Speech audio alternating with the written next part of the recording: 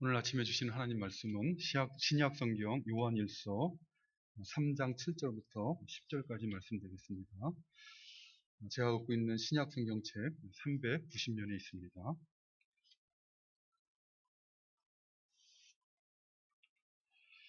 오늘 본 말씀 찾으신 줄 알고 요한일서 3장 7절 말씀부터 10절까지 봉독해 드립니다. 자녀들아, 아무도 너희를 미혹하지 못하게 하라. 의를 행하는 자는 그의 의로우심과 같이 의롭고 죄를 짓는 자는 마귀에게 속하나니 마귀는 처음부터 범죄함이라. 하나님의 아들이 나타나신 것은 마귀의 일을 멸하려 하심이라. 하나님께로부터 난 자마다 죄를 짓지 아니하나니 이는 하나님의 씨가 그의 속에 거함이요 그도 범죄하지 못하는 것은 하나님께로부터 났음이라. 이러므로 하나님의 자녀들과 마귀의 자녀들이 드러나나니 무릇 의를 행하지 아니하는 자나 또는 그 형제를 사랑하지 아니하는 자는 하나님께 속하지 아니하니라. 아멘.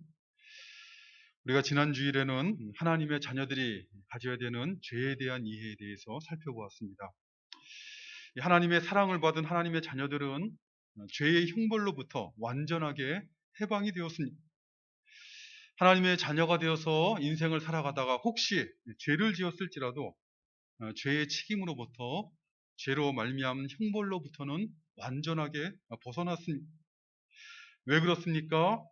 하나님께서 보내시겠다고 약속하신 구원자, 하나님의 약속을 따라오신 예수님께서 십자가에서 하나님의 자녀된 우리들의 죄의 값을 완전히 치르셨기 때문에 그렇습니다.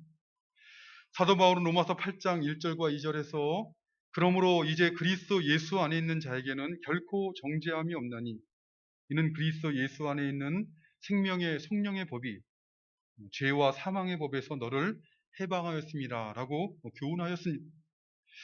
그리스도 예수 안에 있는 사람들, 곧 하나님의 자녀들은 죄와 사망의 법에서 해방되었다는 것입니다.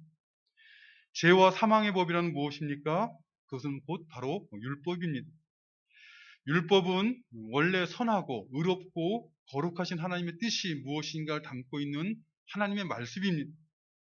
근데 만일 이 율법이 없으면 사람이 죄가 무엇인지를 알 수가 없습니다.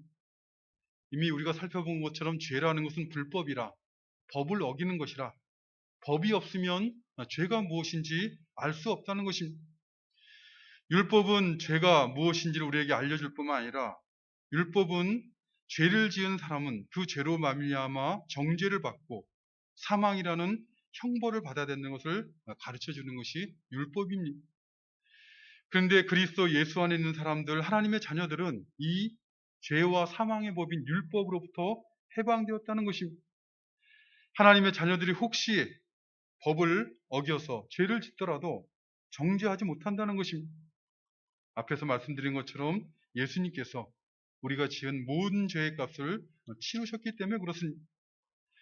그렇다면 이렇게 예수님을 믿고 예수 그리스도로 말미암아 결코 정죄함을 받지 않는 성도들, 결코 정죄함을 받지 않는다는 것을 아는 신자들은 어떻게 살아가야 되는 것입니까? 예수께서 죄의 값을, 우리의 모든 죄의 값을 다 치르셨으니 더 이상 우리가 죄의 형벌을 받지 않게 되었으니, 그러니 죄와는 아무 상관없이 죄를 짓더라도 용서받는 것이 확실하니 죄를 지으며 살아도 된다라고 생각할 수 있겠습니까? 사실 사람이 이성을 가지고 논리적으로 말하면 그런 결론에 이르게 될 수 있습니다.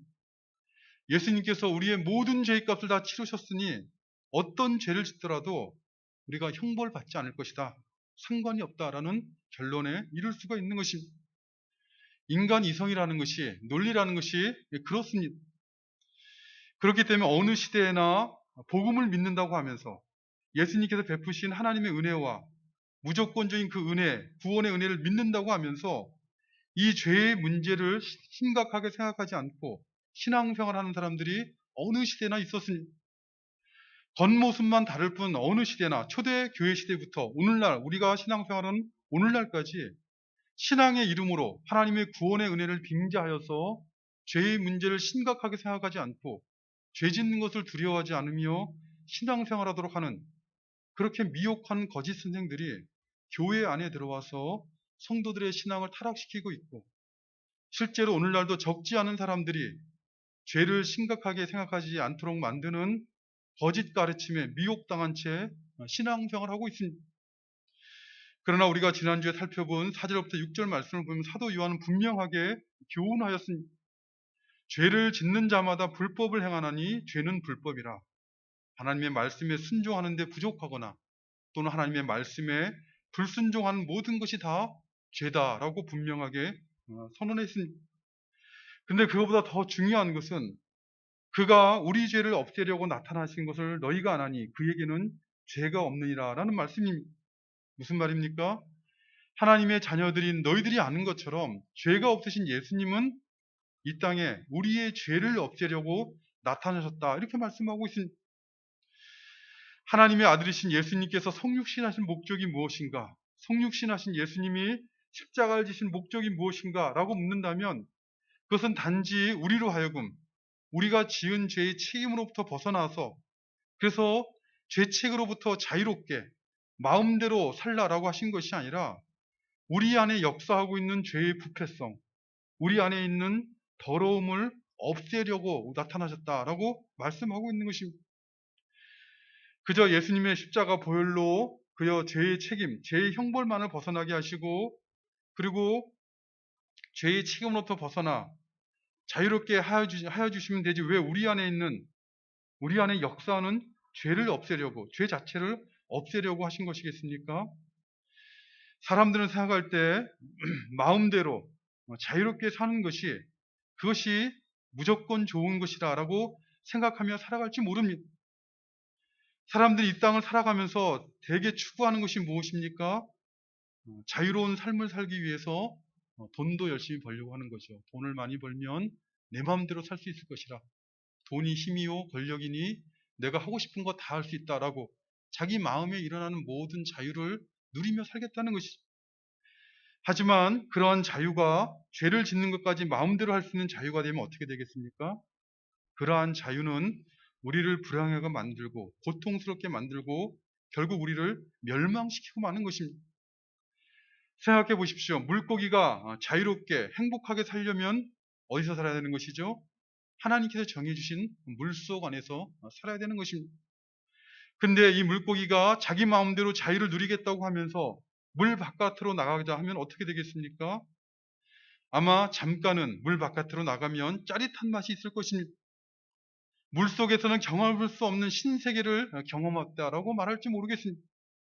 그러나 곧 고통이 오고 숨이 막히고 그래서 살겠다고 펄쩍펄쩍 하다가 그러다가 죽고 말 것입니다. 물고기가 물 밖으로 나가는 것은 자유가 아니라 고통이요 죽임인 것처럼 우리 인생이 하나님 만드신 피조물 들인 인생들이 하나님을 벗어나 하나님의 말씀을 벗어나 마음대로 자유롭게 살고자 하는 것은 그것은 자유가 아니라 고통이요 죽음인 것입니다. 한평생을 살아가면서 다른 사람들이 살아가는 모습을 살펴보십시오. 마음의 정욕대로 살아가는 사람들이 행복한 것처럼 보입니까? 마음의 정욕대로 살아가면서 부끄러워할 줄 모르고 자랑하며 살아가는 사람들 보면서 부러워하는 마음이 든다면 그것은 지는 것이 아니라 아직 우리가 하나님 앞에 우리 인생이 무엇인지를 알지 못한 채 살아가고 있는 것을 스스로 증거하는 것입니다. 마음의 욕심대로 자유롭게 살아가고자 온갖 거짓과 술수로 살아가는 사람들을 보면서 그들의 삶이 불쌍해 보이지 않으면, 그들의 삶이 비참해 보이지 않는다면 그럼 우리는 예수 그리스도께서 오시는 그날에 대한 소망과는 상관이 없는 그런 삶을 살게 되기가 매우 쉬운 것입니다. 물 밖에 나간 물고기들과 같이 살아가는 사람들을 부러워하거나 불쌍한 마음이 들지 않으면 우리도 물 밖으로 나가고자 하기가 쉬울 것이요. 그리고 그 물 밖에 나간 물고기가 맛보는 고통과 죽음의 그 길을 뒤따르게 될 것입니다. 이것을 잘 아시는 하나님께서는 예수 그리스도를 이 땅 가운데 보내셔서 그저 우리가 지은 죄의 형벌로부터, 죄의 책임으로부터만 구원하시는 것이 아니라 우리 안에 역사하고 있는 죄의 더러움들, 죄의 부패함으로부터 우리를 구원하셔서 선한 일에 열심을 내는 하나님의 자녀, 거룩한 백성이 되게 하려 하신 것입니다. 그렇기 때문에 사도 요한은 그 안에 거하는 자마다 범죄하지 아니하나니 범죄하는 자마다 그를 보지도 못하였고 그를 알지도 못한 것이다 라고 교훈하고 있는 것입니다. 예수 그리스도 안에 거하는 자마다 하나님의 사랑을 알고 예수 그리스도의 재림에 대한 소망을 가지고 살아가는 사람마다 결코 일부러 고의로 알면서 짓는 죄를 짓지 아니한다라고 교훈한 것입니다.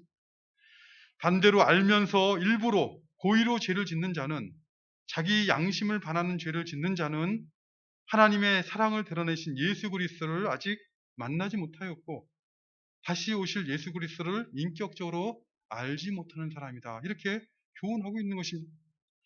하나님의 사랑을 아직 알지 못하기 때문에 하나님의 사랑을 알지 못하는 사람처럼 사는 것이요, 다시 오실 예수 그리스도에 대한 믿음과 소망이 없기 때문에 산자와 죽은 자를 심판하실 그 심판대 앞에 서는 날을 생각하지도 두려워하지도 않는 그런 삶을 살아가는 것입니다.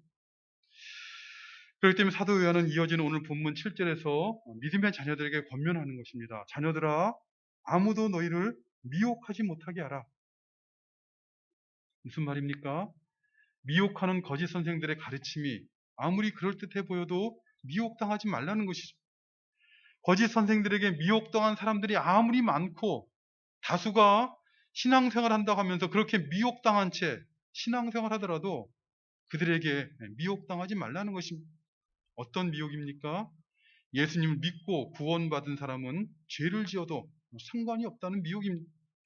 예수님을 믿고 죄의 형벌로부터 구원을 받은 사람은 어떤 죄를 지어도 구원을 받는다는 그러한 미혹입니다. 이러한 미혹으로 말미암아 성도들의 신앙이, 교회가 타락하고 세상 사람들의 도덕적인 윤리적인 수준보다도 훨씬 더 신앙의 이름으로 못한 그런 삶을 살아가는 시대를 우리가 맞이하고 있는 거 아닙니까? 사도 요한은 오늘 본문에서 하나님의 자녀들은 어떤 죄를 지어도 죄가 다 용서받았으니 다 구원을 받을 것이라는 이런 주장과 가르침이 우리의 신앙을 미혹하는 가르침이라는 근거를 크게 두 가지로 설명을 하고 있습니다. 먼저 오늘 본문 말씀 7절 하반절과 8절 말씀을 보면 사도 요한은 이렇게 교훈합니다. 의를 행하는 자는 그의 의로우심과 같이 의롭고 죄를 짓는 자는 마귀에게 속하나니 마귀는 처음부터 범죄함이라. 하나님의 아들이 나타나신 것은 마귀의 일을 멸하라 하심이라. 우리가 상식적으로도 알고 있는 것이죠. 예수님을 믿고 하나님의 자녀가 되었다면 하나님을 닮아가게 되어 있고, 마귀에게 속한 마귀의 자녀라면 마귀를 닮아가게 되어 있습니다. 하나님의 참 아들이신 예수 그리스도는 하나님을 닮아 의로우신 분이시죠. 그러므로 예수 그리스도를 믿고 하나님의 자녀가 되었다면 하나님의 참 아들인 예수 그리스도가 의로우신 것처럼 의로우신 예수 그리스도를 닮아가며 의를 행하는 삶을 사는 것입니다. 그러니까 행하는 것을 보면 그가 하나님을 닮아가는가 아니면 마귀를 닮아가는가 하는 것을 보면 그가 하나님의 자녀인가 아니면 마귀에게 속한 자인가를 안다는 것이죠. 의로우신 예수 그리스도를 닮아가며 의를 행하는 삶을 사는 것이 바로 예수 그리스도를 믿고 하나님의 자녀가 된 자의 삶이라는 것입니다. 여기서 의를 행한다는 것은 그것은 단순히 사람들에게 칭찬받을 만한 어떤 도덕적이고 윤리적인 차원에서 착한 일, 그런 의를 말하는 것이 아니라 믿음의 의를 말하는 것입니다. 하나님을 믿는 믿음으로 행하는 그 의를 말한다는 것이죠. 이 땅에 오신 예수님께서, 특별히 십자가를 지신 예수님께서 하나님의 선하심과 인자하심을 의지하고 하나님의 뜻에 순종하심으로 그의 의로우심을 드러내신 것처럼 하나님의 선하심과 인자하심을 의지하고 믿음으로 살아가는 신자는 믿음의 순종을 통해 의를 행하고 자신이 의롭다 하심을 받은 것을 스스로 입증하는 그런 삶을 살게 되는 것입니다. 그러나 마귀에 속한 자들은 어떻게 했습니까? 마귀에게 속한 자들은 인생의 날을 더하면 더할수록 마귀를 닮아가는 것이죠. 마귀의 어떤 점을 닮아가겠습니까? 여러 가지가 있기 때문에 오늘 본문에서는 이렇게 말씀하고 있죠. 마귀는 처음부터 범죄한 자다. 그러므로 마귀를 닮아간다는 것은 인생을 살면 살아갈수록 범죄를 더해간다, 죄를 더해간다라는 뜻입니다. 창세기 3장을 보면 마귀가 뱀의 모습으로 찾아와서 여자를 유혹합니다. 뭐라고 유혹합니까? 여자가 뱀에게 말하기를, 하나님께서 말씀하시기를 동산 중앙에 있는 나무의 열매는 너희는 먹지도 말고 만지지도 말라. 너희가 죽을까 하노라 하셨느냐 라고 하나님의 말씀을 매우 약화시켜서 말을 합니다. 그러자 뱀은 뭐라고 말합니까? 너희가 결코 죽지 아니하리라. 너희가 그것을 먹는 날에는 너희 눈이 밝아져서 하나님과 같이 되어서 선악을 알 줄 하나님이 아신다. 이렇게 말합니다. 창세기 2장 17절 말씀 보면 하나님께서는 분명히 말씀하시기를 선악을 알게 하는 나무의 열매는 먹지 말라. 내가 먹는 날에는 반드시 죽으리라. 이렇게 분명하게 말씀하셨습니다. 그런데 뱀의 모습으로 나타난 마귀는 너희가 결코 죽지 아니하리라 라는 거짓말로, 단호한 거짓말로, 정말 진짜 같은 눈을 부릅뜨고 결코 죽지 아니하리라 라는 거짓말로 하나님의 말씀을 대적하였습니다. 하나님의 말씀을 대적하는, 그것을 거역하는 말을 하였으니 이는 범죄 행위인 것이죠. 이처럼 마귀가 하나님의 말씀을 대적하는 말을 하면 그 다음 마귀의 말은 들을 필요도 없는 것이죠. 그 다음 말은 아무리 달콤한 말을 할지라도 진리일 수가 없는 것입니다. 그런데 여자는 하나님을 거역하는 범죄를 저지른 마귀의 말에 미혹을 당하고 마른 것입니다. 이렇게 마귀의 범죄 행위에 미혹된 아담과 하와의 범죄는 그들의 범죄로 끝난 것이 아니라 그로 말미암아 아담 안에서 태어난 모든 사람들은 죄 가운데 태어나게 되었습니다. 우리처럼 하나님의 특별한 은혜가 임하지 않으면 죄에 짊어지고 죄 가운데 고생하다가 죽음을 맞이하고 결국은 영원한 지옥의 형벌을 받게 된 것입니다. 그렇기 때문에 사도 요한은 단호하게 교훈하고 있는 것입니다. 예수님을 믿고 하나님의 자녀가 되었다면 거룩하신 하나님을 닮아가게 되어 있고, 마귀에게 속한 마귀의 자녀라면 처음부터 범죄했던 마귀를 닮아 범죄하며 살아가게 된다는 것이죠. 그러니 처음부터 범죄한 마귀를 닮아 죄를 지으면서도 하나님께 속하였다. 죄를 지으면서도 다 죄가 용서받는다 하며 신앙생활하는 그런 말은 미혹의 말이라는 것이죠. 의로우신 하나님의 자녀라면 그의 의로우심을 닮아 의를 행함으로 그가 의로우신 하나님의 자녀라는 것을 스스로 확증하는 것이요. 죄를 지으면서 구원받은 하나님의 자녀라라고 말하는 것은 미혹당하고 있다는 것입니다.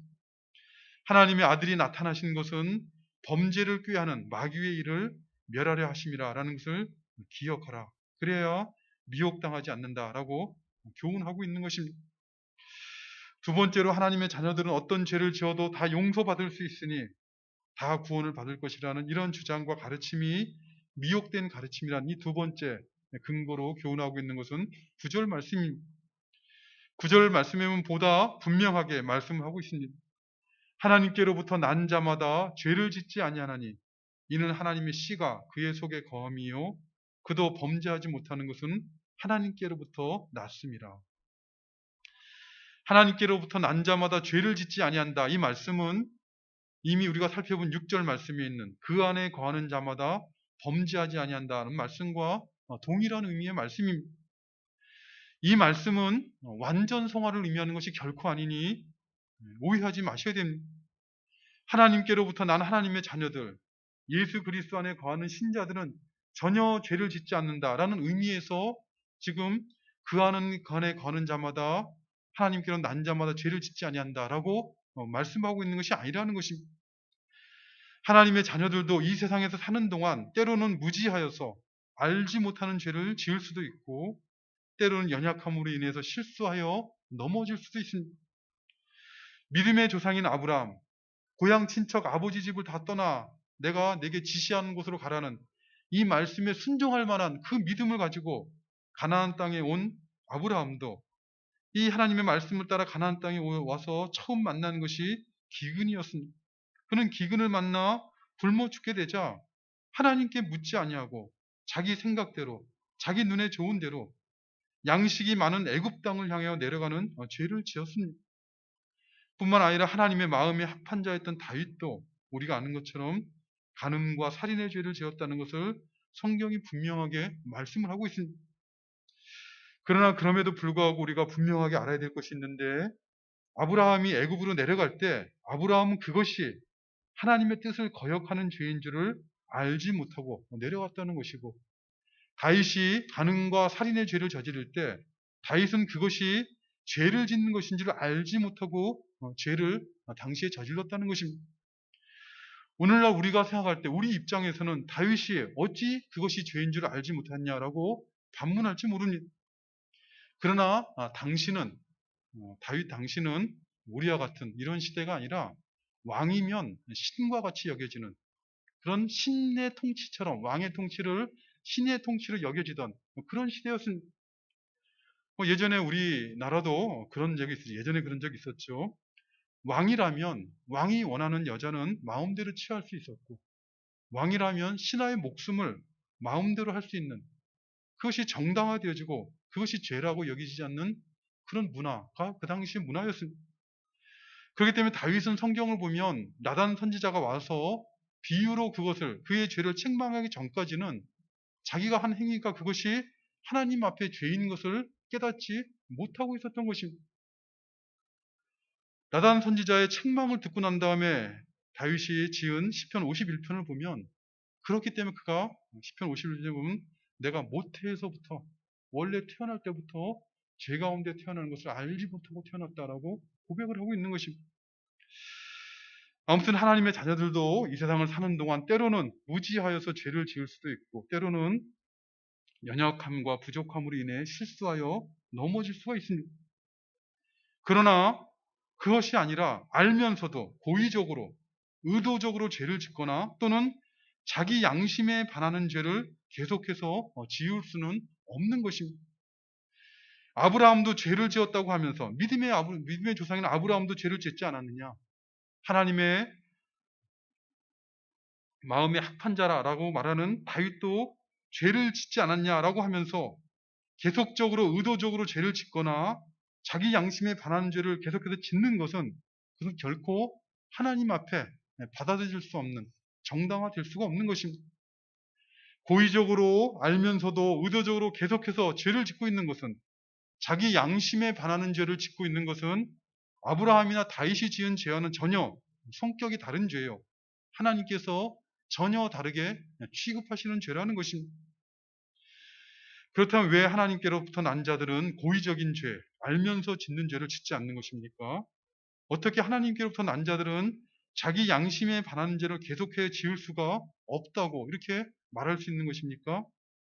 사도 요한은 대답하기를 그 이유는 하나님의 씨가 그의 속에 거함이요.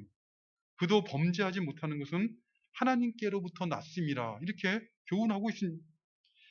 하나님께로부터 난 자들이 고의적인 죄, 알면서 짓는 죄, 자기 양심에 반하는 죄를 계속해서 지을 수가 없는 이유는 무엇보다 먼저 하나님의 씨가 그 속에 거하기 때문이다. 이렇게 교훈하고 있습니다.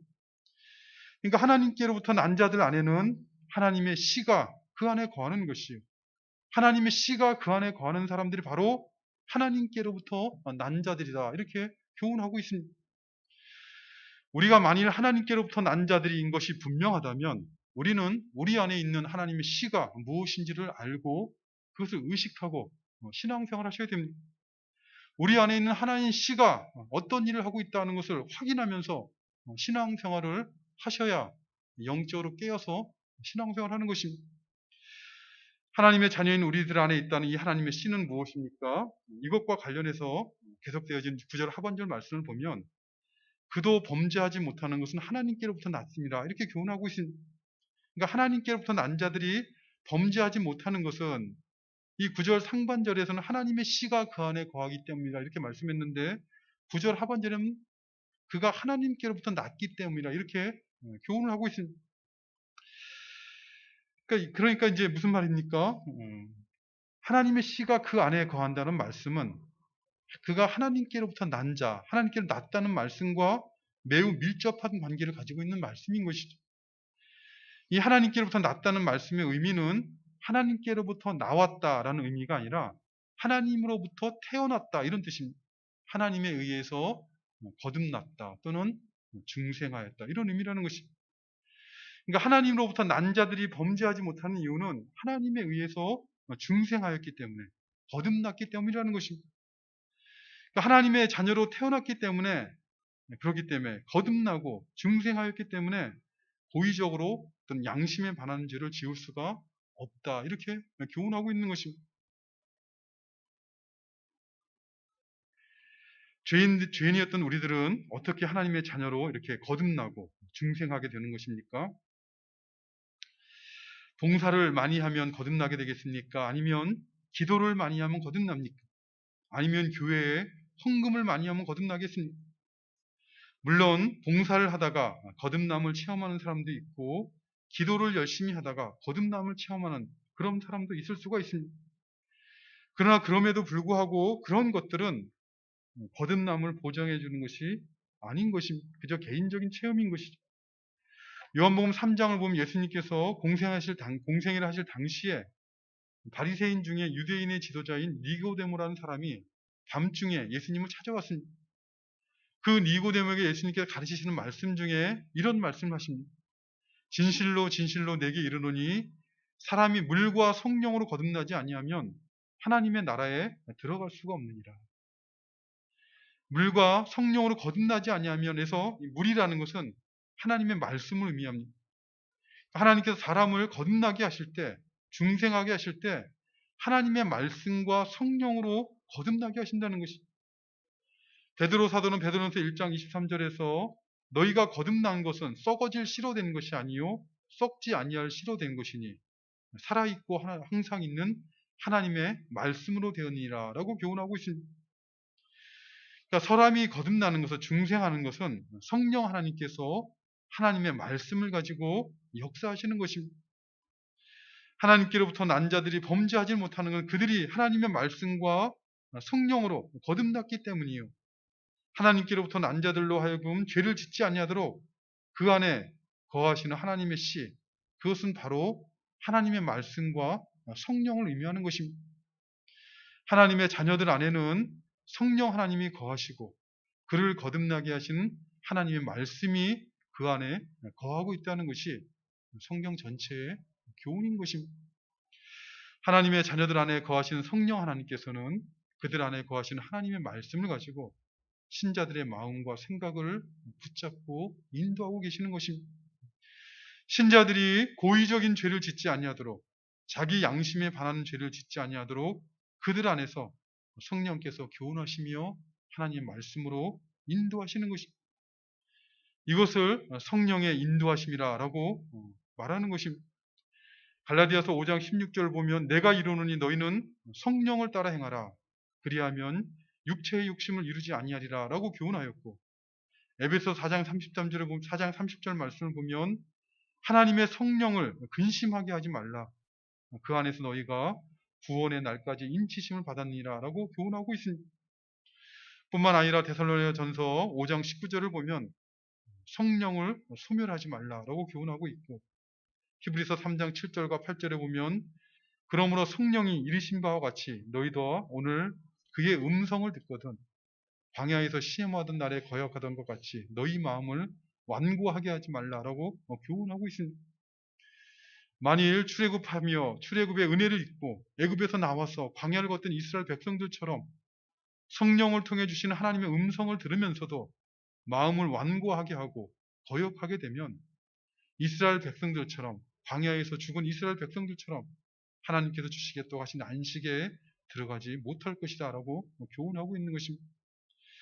그러나 그런 일들이 하나님이 택하신 하나님의 자녀들에게는 일어날 수가 없는 것입니다. 하나님에게 속한 하나님의 자녀들은 하나님에게 속한 자처럼 인생의 날들을 살아가면서 변화되어 갈 것이요, 마귀에게 속한 마귀의 자녀들은 마귀에게 속한 자처럼 변화되어 갈 것이기 때문에 그렇습니다. 마치 사과나무에는 사과가 열리고 배나무에는 배가 열리는 것처럼 그 안에 하나님의 씨가 거하는 사람은, 하나님의 말씀으로 역사하신 성령이 그 안에 거하는 사람은 성령의 열매를 맺어감으로 그가 하나님으로부터 난 하나님의 자녀인 것을 스스로 확증하는 삶을 살게 되는 것이요, 그 안에 하나님의 씨가 없는 사람은 육체의 열매를 맺어감으로 그가 마귀에 속한 마귀의 자녀라는 것을 스스로 입증하는 그런 날을, 그런 평생을, 그런 인생을 살게 되는 것입니다. 오늘날은 이 요한일서를 기록하던 당시 사도 요한이 요한일서를 기록하던 초대교회 당시와 마찬가지로 복음을 왜곡시키는 거짓된 가르침들이 우리의 신앙을 병들게 하고 왜곡시키고 있는, 교회를 타락시키고 있는 시선입니다. 영적으로 깨어있지 않으면 그것이 적그리스도의 가르침인 줄도 모르고 따라가기 쉬운 그런 시대를 살아가고 있다는 것입니다. 사도 바울은 로마서 8장 5절부터 8절에서 말씀하여 교훈하시기를 육신을 따르는 자는 육신의 일을, 영을 따르는 자는 영의 일을 생각하나니 육신의 생각은 사망이요 영의 생각은 생명과 평안이라. 육신의 생각은 하나님과 원수가 되나니 이는 하나님의 법에 굴복하지 아니할 뿐 아니라 할 수도 없습니다. 육신에 있는 자들은 하나님을 기쁘시게 할 수 없느니라 라고 교훈을 하였습니다. 무엇을 생각하든지 또는 무슨 일을 결정하든지 우리 안에 거하시는 성령의 음성을 듣고 하나님의 법에 굴복해 하시는 성령을 따라 생각하시고 하나님을 기쁘시게 하는 성령의 교훈을 따라 신앙생활하는 우리가 되시기를 바랍니다. 그래서 우리 자신이 참으로 하나님으로부터 거듭난 하나님의 자녀라는 것을 우리 인생의 날들을 통해 확인하는 그런 기쁨을 알아가고, 그래서 그 기쁨으로 하나님을 섬기며 하나님 앞에 소망 있는 인생 살아가는 우리 모두가 되시기를 간절히 바라는 것입니다. 아버지 하나님 감사합니다. 오늘도 저희들에게 생명과 건강 주셔서 하나님 앞에 나와 예배드리는 복된 삶을 살아가도록 은혜 베풀어 주심을 감사드리옵나이다. 참으로 우리가 이 땅 가운데 인생의 날들을 살아가고 있지만 그러나 우리가 이 땅에서 영원한 삶을 사는 것이 아니라는 것을 우리 마음 가운데 기억하게 하시고 그 지혜를 가지고 다가오는 미래를 하나님 앞에 나아갈 그날을 준비하는 그런 지혜로운 삶을 살아가는 저들 되도록 도와주시옵소서. 육신을 따르는 자는 육신의 일을, 영을 따르는 자는 영의 일을 생각하나니 육신의 생각은 사망이요 영의 생각은 생명과 평안이라는 말씀을 늘 마음판에 생기고 참으로 하나님의 법에 순종하는, 하나님을 기쁘시게 하는 그런 법을 배워가는 저희들 되도록 도와주시옵소서. 예수님의 이름으로 기도드리옵나이다. 아멘.